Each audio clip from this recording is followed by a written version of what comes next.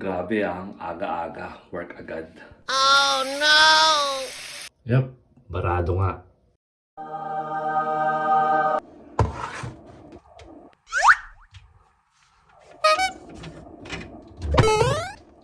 Yak.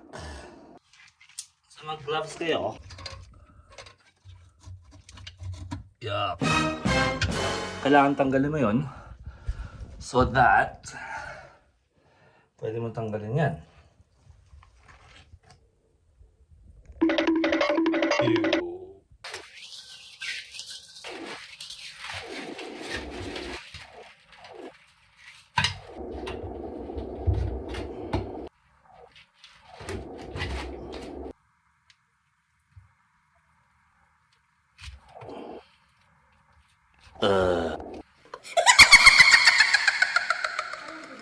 So now you just plug it back in.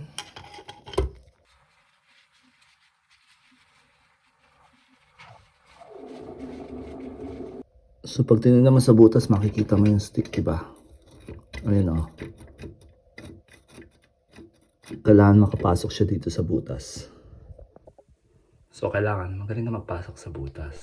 So make sure, test mo muna. Tapos ikipan mo na siya ulit dito sa likod. Tapos ibalik mo na lahat uli. Ganun kasimple.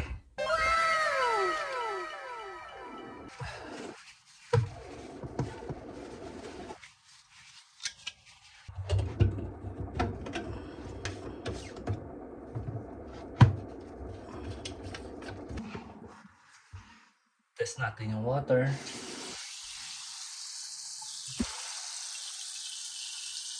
Tapos, check mo na rin kung may leak. At syempre, pagkatapos, don't forget to wash your hands. Tapos mo muna yung mga kadiring gloves. As you can see, hindi lahat ng tao dito sa Canada mayaman. Kung ako pinagawa ko to for a plumber, it would cost me mga siguro $300 to $500. Kung magagawa mo naman, kasimpleng bagay, di ba? Kung hindi mo alam paano gawin, Google it, YouTube it, watch my videos. Di ba? Hindi naman ganun kahirap siya.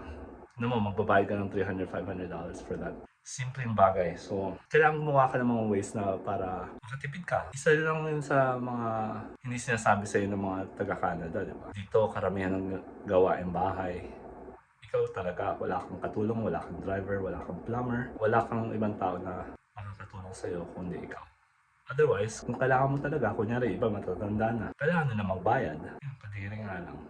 But what can you do? That's life.